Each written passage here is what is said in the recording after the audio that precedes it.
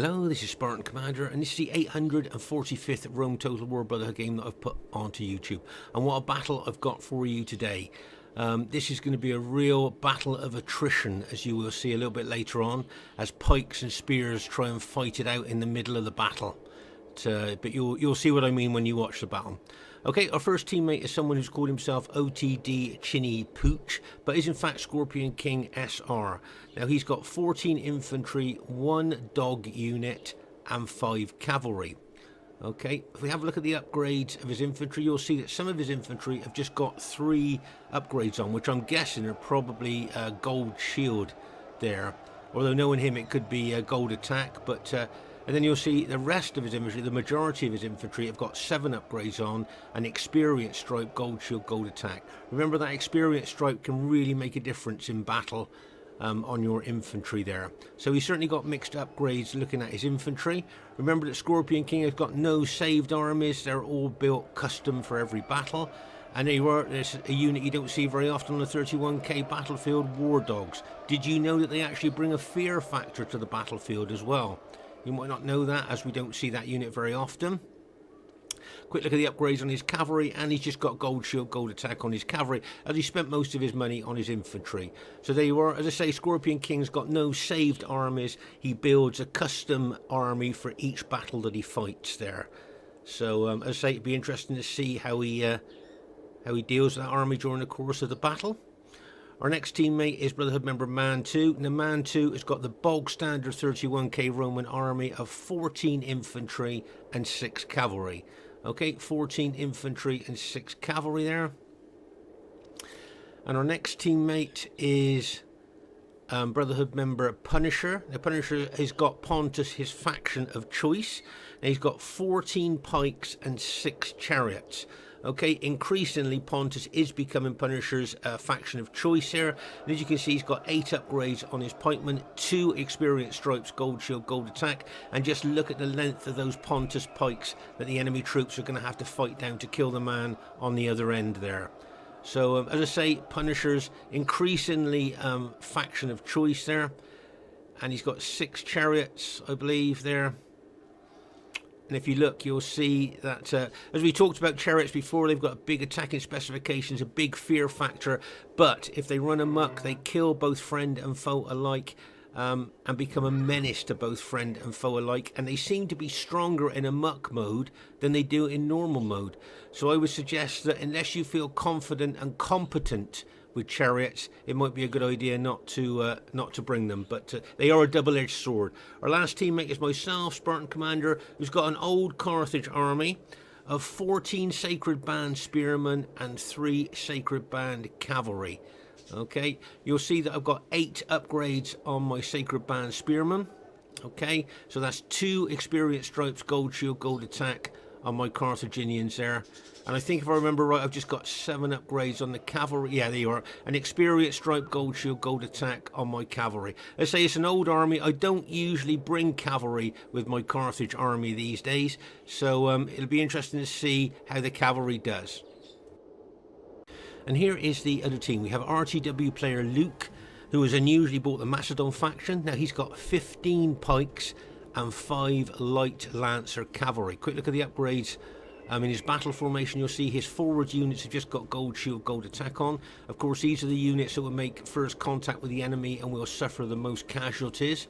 So that's why he's only put small upgrades on them, because why waste your money on units that are going to take the most casualties in that battle formation? If you look further back in his battle formation, you will see that he's got 8 upgrades. If you count the there, see 1, 2, 3, 4, 5, yeah, 8 upgrades, 2 experience stripes, gold shield, gold attack. Remember that the optimum upgrades for Macedonian royal pikemen are 8 upgrades, 2 experience, gold shield, gold attack. So the vast majority of his pikemen there have got the optimum upgrades on. And of course his forward units, as I say, got the smaller upgrades because they'll take the casualties. And of course his light lancers are hiding in the woods at the moment. Okay, so I say it's unusual to see Luke bring Macedon, so it'll be interesting to see how well he does with them during the course of the battle. The next teammate is Brotherhood member Lando. Now Lando's got his bog standard usual Roman army of 15 infantry and 6 cavalry. This army seems to suit him quite well, because I notice in all the battles that we fight, he brings the same army there. So if it suits you, and just keep bringing it, really, I think. Their next teammate is Brotherhood member Spark. Now, Spark has unusually got the Seleucid faction, and he has got 12 pikes, 2 silver shield legionnaires, and 6 chariots. Okay, if you look there, there's the silver shield legionnaires. They can throw pilers. They look a little bit like Roman urban cohorts, but of course they haven't got the same specifications, but they can be quite useful. And there you are, have a look at his pikes. You'll see that they've got 8 upgrades on, 2 experience stripes, gold shield, gold attack. And once again, look at the length of those pikes there that our men are going to have to fight down to kill the man on the other end. As I say, unusual for Sparks to bring Seleucid, so it'll be interesting to see how well he does with them. And as I say there, you can see 8 upgrades on the vast majority of his pikemen there. So, as I say, it'll be interesting to see how well he does with them. Quick look at his chariots there. As I say, these chariots, good attacking specifications, big fear factor, but as we've talked about before, if they run amok, they kill both friend and foe alike and become a menace to both friend and foe alike. So they really are a double-edged sword if you decide to bring them. So, as I say, it'll be interesting to see how Spark using his chariots during the course of the battle. And their last teammate is a new RTW player called Fesen. Okay, and he's got 16 infantry and 4 cavalry. But just to say a shout out to Fesen here, because it's nice to see a new player playing Rome Total War who is really keen on Rome Total War. You know, he really loves playing, joining our battles and playing the game. And as I say, it's nice to see a new player joining RTW and being so keen on Rome Total War, bearing in mind that Rome Total War is going to be 20 years old this year. So that's very nice to see. Okay, at this very, very early stage of the battle, you'll see that I'm running over from the other flank over to this flank to join up with my teammates. It's quite a long run, so when my troops get over there, they'll probably be winded, and I don't really want to fight them straight away then when they're winded. But as I say, I'll get over here as fast as I can. You can see that Punisher has also come over from the left centre there over to this particular flank. And you'll see Luke moving his Macedonians over to the left flank there. Okay, and you'll see that Scorpion King is moving his army over towards Luke's. As we know, Scorpion King is one of the most aggressive attacking players in the game, and you can see him moving his army over towards possibly Luke's army there. Okay, so just to explain, this is the Nordic woodland map. We've fought on this map several times before, and remember we've talked about this slope or this incline here where a lot of teams tend to attack up this incline and can get some good victories when they attack up there. But there's 2 ways of attacking, either up the incline there, or if you move over to this particular part of the battlefield, it's a flatter area, so you can then attack on the flat ground there rather than trying to attack up at the incline. And you can see here that the enemy troops have decided they're coming over to the flatter part of the battlefield there, so they can attack, as I say, rather than come up the incline there. But as I say, we know Scorpion King very aggressive here, and it looks to me that he may well move towards Luke's Macedonians there. Of course, if he can get in piler range of Luke's Macedonians, he'll be able to throw in a lot of pilers and weaken the forward units of Luke's battle formation there. As I say, you can see Luke moving up through the woods here. And you can see Scorpion King moving forward there towards Luke's army.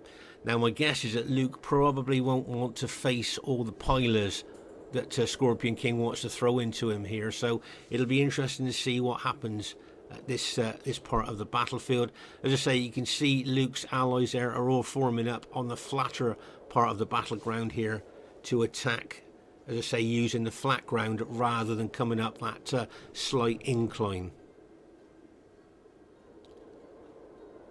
There you can see Scorpion King's army there. As I say, he'd love to get in piler range of Luke's troops there, so that he could damage the forward units of Luke's Macedonian battle formation there before we even get into hand-to-hand fighting. Okay, let's just pause again for a second there, so you can see Scorpion King moving forward. Now, it wouldn't surprise me if Luke put a pilot shield unit out in front of his battle formation there in open order. Remember, units in open order suffer less damage from missiles than units in close, tight order there.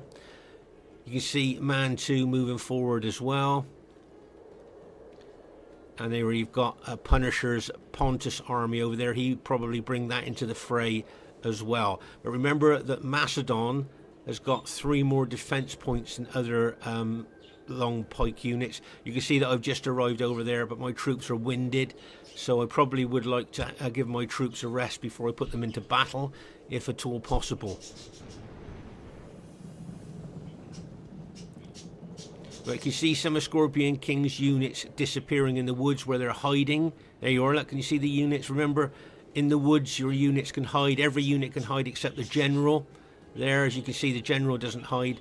And you can see Luke bringing several units of his Macedonians forward. And as we thought, he's put 1 unit in open order as a pilot shield unit there, as he knows that Scorpion King's troops are just inside the woods there. As he moves forward, there you can see Scorpion King's units starting to reappear there, and they're starting to throw pilers into that pilot shield unit of Luke's there, that, as I say, he's put into open order.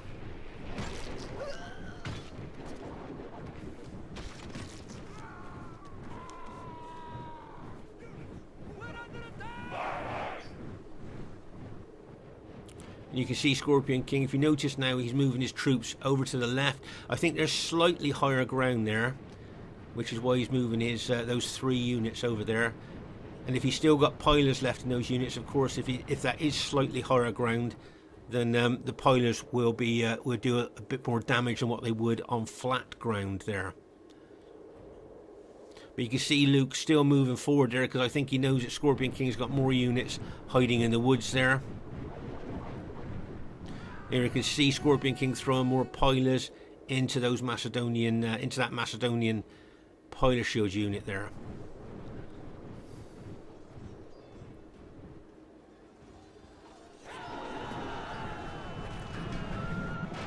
And as you can see, Luke has taken a couple of his pike units forward. If we can just see through the trees, it's always difficult to see exactly what's happening under the canopy of the trees there. But if we go down and have a look, you can see that Spark has sent one of his chariot units in to attack, but that unit has now been routed.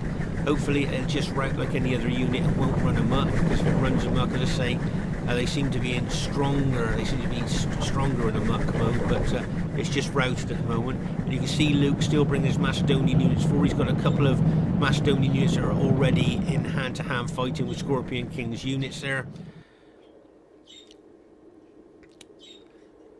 So as I say, the battle's kicked off a little bit there between Scorpion King and Luke's Macedonians.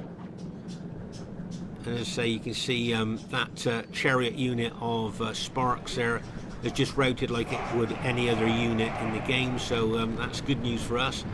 And you can see Luke pulling back those couple of Macedonian units that he had fighting there.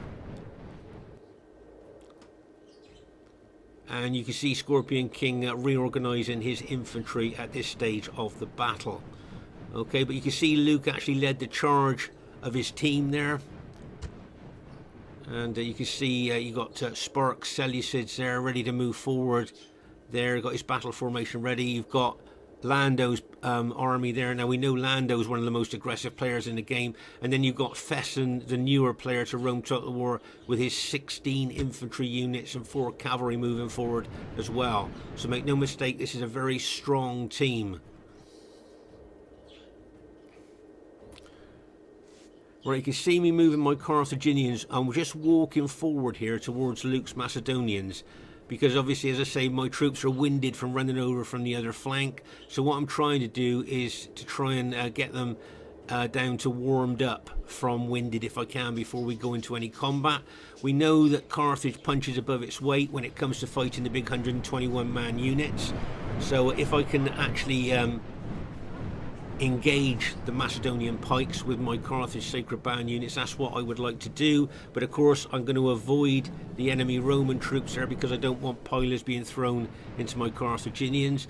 And here you'll see that Mantu is taking his Roman army over to this position here. I think he's looking to face Fesen's 16 infantry units and 4 cavalry units there. I also think Punisher's got some of his chariots hiding in the woods there. I think Punisher's got a combination of chariot archers as well as heavy chariots there. Right, here you can see Scorpion King moving. Now, can you see Luke is moving some of his Macedonian units forward there? What he'd like to do is try and catch Scorpion King's infantry on the move. If you can catch infantry that are actually moving, you can cause some big casualties to them there. And you can see there that Luke moved those Macedonian pikes forward there, hoping to snag some of Scorpion King's infantry. There's a nice move there, but there's Lando charging in with infantry and cavalry also into Scorpion King's blue Scipii army there. Okay, you'll notice now that I'm moving my Carthaginians forward.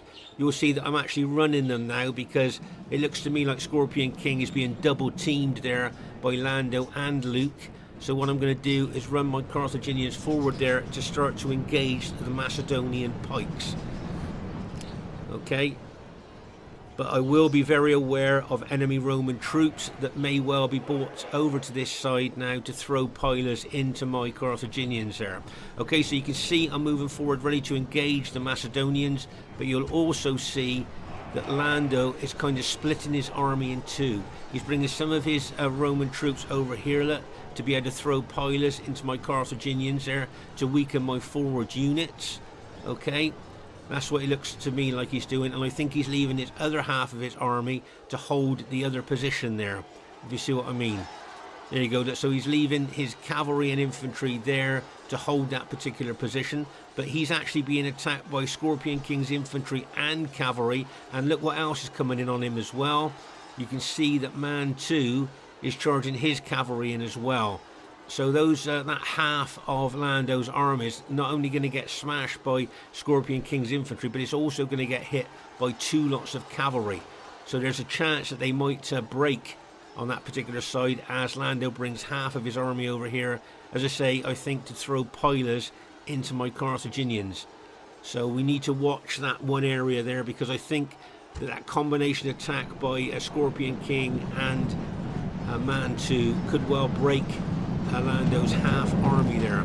You see what I mean? You can see the cavalry there of Mantu charging in, and bang, as he smashes in there. Immediately you'll see a lot of Lando's red Julii troops starting to rout on impact from Mantu's cavalry. Right, let's pause the game for a second here. So, as I say, you can see I'm moving some of my Carthaginian troops forward there to engage the Macedonians, but I've just noticed that those red Julii troops have been brought over. And as I say, I don't really want to put my Carthaginians in a position where they're going to get damaged by enemy pilers. So I think the best thing for me to do is to pull my Carthaginians back from that, what the enemy troops want to do there. Okay, that's the best thing for you. There you are. Can you see I'm moving my Carthaginians out now before Lando gets a chance to throw pilers into my Carthage troops. So I'm going to pull them back now, and you can see Lando's brought half of his army, as I say, up to this particular part of the battlefield. But over here, as we thought, the combination attack by Scorpion King and Mantu has broken this half of Lando's red Julii army there. So nice combination teamwork move there by Scorpion King and Mantu. So well done to them, routing those Julii units. And as I say here, you can see I'm pulled my Carthage troops back just to avoid the piler damage that I know Lando wants to do to my Carthaginians there. Okay, now over here you'll see that Mantu's army there, as I say, I think he's going to set his army against Fesen's 16 infantry and 4 cavalry there. So as I say, you can see Pontus moving the pikes forward. You'll see that Scorpion King's moved some of his Scipii troops back into our pikes and spears there. Pause the game for a second. Now over here, as we saw Lando's half army got broken, you'll see that Spark did a really good teamwork move there and brought some of his Seleucid pikes over to try and plug that gap to stop us coming around the flank of his allies there. So that was a nice tactical move there by Spark, and he's still got the rest of his pikes that he can push into the battle if need be. So as I say, we know that our Pontus ally here, Punisher, can be very, very aggressive. And at the moment, he's just keeping his pikes back there, but it wouldn't surprise me if he started to move forward with his pikes there. As I say, I can see that Julii infantry being moved closer to my Carthaginians to throw pilers into my units there, so I'm going to back my units off. And you'll see that Scorpion King's put some of his Roman units there to kind of take the pilers from Lando's Julii infantry there. You'll notice that the game is moving a little bit slow there, and that's because there's so many pikes and spear factions in this battle that some people's computers find it a bit difficult to deal with. There are the big lots of so many 121 man units, so it does seem to move a little bit slower, but as more units are killed, you'll find that the game will speed up a bit. Right, so here we go.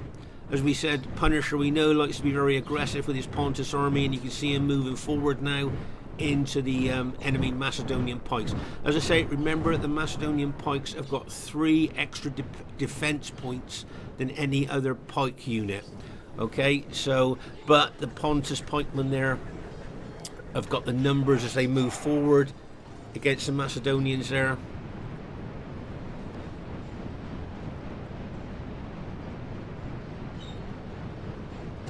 And if you just pause the game for a second there. Right, so there you are. You can see that the Macedonians and Pontus have got the same length pikes. But as I say, the Macedonians there have got 3 extra defense points, so that should give them an advantage in a pike-on-pike fight. But again, of course, it depends on what the upgrades are on the pike units as well. But in general, Macedonian pikes will beat Pontus pikes there. So it'll be interesting to see what happens here. Let's say Punisher very aggressive there with his Pontus pikes moving forward. Let's say you've got Roman troops there. Lando's half of his army there that he's engaging with Pontus as well.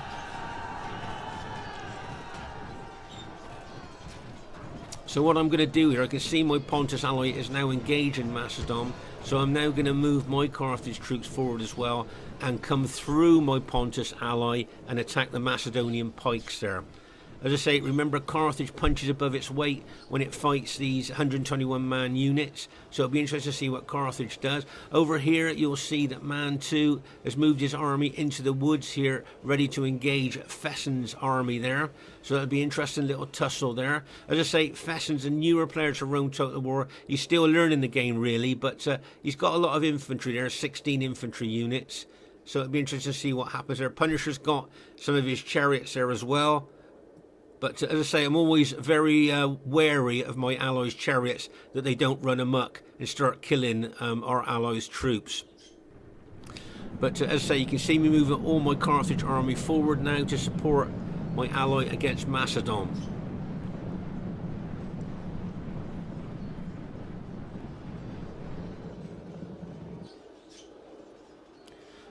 Okay, so something bad has happened here. You'll see that one of Punisher's chariots is now running amok. Can you see the red banner flashing? That means that that unit's run amok, and unfortunately it's heading directly for our allies Mantu's cavalry there. And make no mistake, an amok chariot can chop down cavalry really quickly there. So our own allies chariot there is killing our allies cavalry. And I'd just like to show you something there. Pause again for a second. Can you see all this cavalry here of Mantu's has just been killed by that amok chariot? Okay, so that one amok chariot has just killed all this cavalry. Now what I'm hoping for is that amok chariot's now going to run into the enemy troops and do a lot of damage to them, rather than turn round and charge into Mantu's troops there, who's already suffered a lot of casualties there from his cavalry. But as I say, here over in this part of the battlefield, you'll see I'm moving my Carthage Sacred Band forward there to go through my Pontus ally to engage Macedon. Oh my gosh, that amok chariot now is heading towards Mantu's cavalry again. If it hits one of Mantu's cavalry units, it's going to chop his cavalry down like, oh my gosh, just look at that bang as it charges in there. Look at that one cavalry unit of Mantu's there that has just been hit by that amok chariot.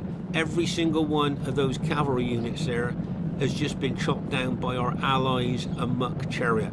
So that's why I say about bringing chariots, they really are a double-edged sword. And you know, you have to be extremely careful with how you use them.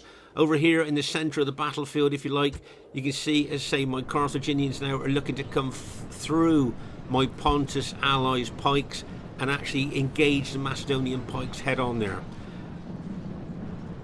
And the sheer weight of numbers of both our armies attacking Macedon should start to tell. Okay, all of Pontus's pikes plus my Carthaginians there, all pushing in on those Macedonian pikemen there. So just look at the sheer numbers and weight of attack. Pause the game for a second there. So see, this one Macedonian unit, if you notice there, it was being attacked by Scipio unit and 2 Pontus pike units there, okay, and 2 Carthage units coming in as well. So of course that one pike unit's not going to hold against those numbers. And over here, like, you'll see, can you see this one pike unit of Macedon there? You've got 2 Pontus pikemen coming in and 3 of my Carthage Sacred Band coming in on that one pike unit. So the numbers alone are going to break that pike unit there. And that's where the advantage of double teaming, because if you notice here, we are actually double teaming the Macedonian pikes of Luke there, as you can see. So it's a double team there, and its sheer weight of numbers there could really tell on those Macedonian pikes. Yes, the Macedonian pikes, I say, have got 3 more defense points than Pontus, but the sheer weight of Carthage and Pontus pushing in on them there could really make a difference. Now over here you'll see that Fesen has moved his army forward there towards Mantu. He's even thrown a couple of his units into attacking Mantu there. As I say, here you can see us moving forward there, being very aggressive towards the Macedonians. Okay, so let's just pause the game for a second here. If you notice here, can you see I've kept 4 units back? And if you look closely, you'll see that each one of those units are fresh. Okay, so I'm keeping 4 units back. Remember, I think I had, was it 14 Sacred Band units? So 10 of them are engaged, but 4 of them I've kept back, and they're fresh now, ready to push into the battle when I'm ready. Over here you'll see 2 or 3 of Scorpion King's blue Scipii troops are being attacked there by Julii and Seleucid pikes. I think there's a pike unit of Pontus there as well, but that's a little battle going on there, and it looks like our allies there are a bit outnumbered looking at the enemy troops. Over here you'll see there's a fierce battle being fought there just by the dead there, and of course that's Scorpion King's Scipii troops. But as I say, at this part of the battlefield here, this is where maybe the battle could be won or lost here, just with the sheer weight of numbers that we're putting in onto those Macedonian pikemen there. And over here you'll see this is a nice move by Lando. He's got troops in behind Pontus, those Pontus pikemen, as well as holding and pinning them at the front. So that's a nice move there, and you've got a couple of those Seleucid Legionnaire units there as well, Silver Shield Legionnaire units there as well. And you can see that Luke is bringing more of his Macedonian pikemen to bear here in the centre of the battlefield. Okay, you can see them pushing in there. I say this is a real slogging match here, as you can see, a real battle of attrition going on here between the pikes of Macedon and the spears of Carthage and the pikes of Pontus there. It's a real, as I say, a real slogging match, a real battle of attrition there. And there's a close-up of my Carthaginians there, really pushing into the Macedonians now. Trying to be very aggressive with my Carthaginians. If you notice now, I'm now committing those 4 fresh units that were holding back in reserve. Pause the game for a second there. So those 4 units that we just looked at a few minutes ago that were holding back, those 4 fresh units, I'm now committing those to the battle there with a view to try and punch a hole through the middle of that Macedon and Seleucid formation there. You can see here Punisher's thrown in a chariot unit to attack those units that had his pike units surrounded. We know we looked at those, and he's routed all 3 of those Julio units with that chariot hit. He's probably going for Lando's general there as well with his chariots. So that was a nice hit with the chariot. So the only problem is I'm a bit worried that chariot might run amok, and it's so close to his allies there. If it runs amok, it could start killing us you know, his allies quite quickly there. Over here, unfortunately, there you'll see that both of Scorpion King's Scipio units have now been taken out by enemy troops, freeing up all these enemy troops now to come into the battle. So that could be bad news for us there. But as I say, here you'll see our troops really moving in on that Macedonian pike wall. You can see that Spartacus bought a couple of his Seleucid pike units there to reinforce that part of the battlefield there. And as I say, we're really pushing forward as we can into the pikes of Macedon and Seleucid there. Okay, so as I say, you can see the chariot units there have routed those Julio units that were attacking Punisher's pike units there on the end. But as I say, you can see that Julio General there. There's another chariot of Pontus there. It'll be interesting to see what Punisher does with that chariot unit.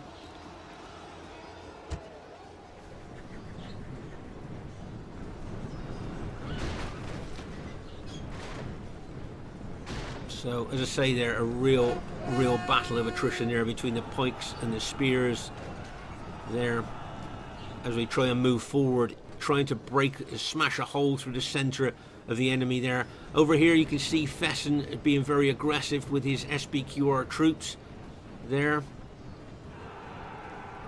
And of course, as I say, he is facing Mantu's troops there.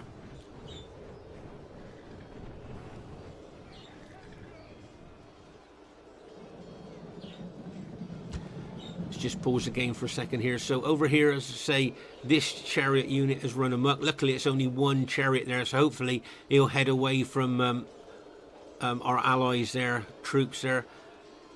And as I say, here you can see the Seleucid pikes of Spark. He may well bring them down the flank there to attack that Pontus pike unit and then attack the flank of my engaged Carthaginians there. You can see that Lando's got a couple of his Julio units there holding the center. You can see Scorpion King's blue Scipio troops there. He may well try and get around the flank of the enemy troops there if he can. But my Carthaginians there, there's no subtlety, there's no delicate tactical moves there. It's just blunt force trauma. I'm just trying to smash a hole through the middle of that enemy battle line there. That's all I'm doing. I'm tapping on each unit, attack, attack, attack. And you can see, as I say, on Pontus Ally Punisher pushing forward with his pikes as well. So it really is a double team on that, a double team attack on that enemy battle line there. Oh, that's good news for us. We've just killed the Macedonian general. As we know, Macedonian morale is not very good, so to kill the general is good for our team there. So that's good news. And you can see my Carthage Sacred Band really pushing forward there with the Pontus troops as well. Now over here, you're going to see Fesen's cavalry there. But you can see here that Mantu has charged his cavalry into the flank and rear of Fesen's engaged SPQR troops there. So make no mistake, Mantu's going to rout a lot of Fesen's infantry with this cavalry charge there. So poor old Fesen there is getting a bit hammered, I think. But over here you'll see I've just lost my three Sacred Band cavalry units against Luke's 5 Lancers there. So unfortunately, let's say I don't usually bring cavalry with my Carthage army. This is an old army, and basically I think I'd forgot about that cavalry there. As I say, I'm so used to not having that cavalry that Luke had. Luke had his cavalry hiding in the woods there. So well done to him, taking out my 3 Sacred Band cavalry units, and he could now use his cavalry to either smash into Mantu's infantry or go into the back of our spear and pike units there. Be interesting to see where Luke is going to use that cavalry. And I can see Spark bringing more of his Seleucid pikemen in here to try and shore up the centre part of the battlefield here. That's good news for us. We've just taken out the Julio General. So that's another enemy general we've just taken out. So that's good news for us. But you can see here, it's a real slow slog here as our pike and spear units move forward to engage the enemy pike units there. As I say, Spark has brought his Seleucid pikes over there to support Luke But over here now you'll see that Luke has decided he's going to charge his cavalry into Mantu's infantry. Okay, so get ready for this. He's going to charge through his allies' infantry into Mantu's infantry. This could be a battle-changing cavalry charge. Get ready for this, and bang! As he smashes in there. Oh my gosh, just look at the impact of penetration of those light lancers. And just look how many of Mantu's blue Scipio units are starting to rout now from that cavalry hit. So that was a really nice, powerful cavalry hit there. Okay, they are only light cavalry, but you could see the penetration and impact that they had on Mantu's blue Scipio troops there. So that was a nice hit there by Luke. They're trying to support Fesen's SBQR infantry there. So I say, nice hit there by Luke's light lancers. As I say, if those had been heavy cavalry, think of the damage that they could have done hitting at that angle if they were heavy cavalry there. So well done there. I think that's helped out Fesen quite a lot. I see that Spark has got some of his Seleucid chariot units involved in there as well. So well done. It was a good support there by Spark and Luke there trying to help Fesen. But at this part of the battlefield here, you'll see my Carthage units really, as I say, I'm tapping on each unit to attack here into these Seleucid troops. And as I say, you can see our Pontus ally, he's attacking as well. And as I say, it's been a double team attack here. And as I say, I think most of the Macedonian pikes, if not all of them, have now been taken out. So all the Macedonian pikes have now been taken out. Our troops will be winded or tired there as we come up against these Seleucid pikes now.